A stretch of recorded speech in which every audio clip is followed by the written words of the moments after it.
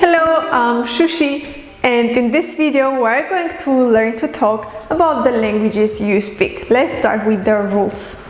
Do you remember my last video? We talked about countries. I'm not sure if you noticed, but many countries in Armenian either end with stan, astan, or iya and a.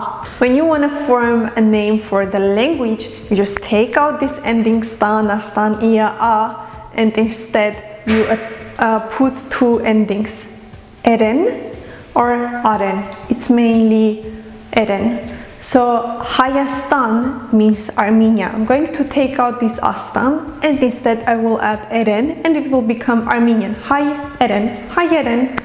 Rusastan, Russia. Ruseren is Russian. Anglia is England. Angleren is English. I'm really sorry to disappoint those Americans who were thinking that the language name is Amerikeren. It's Angleren. German is Germaneren because my country name was Germania. Some of the languages end with aren, but there aren't really many of this. I could think of only two examples: Chinaren from China, Chinastan, and Hunaren from Hunastan, which is Greek.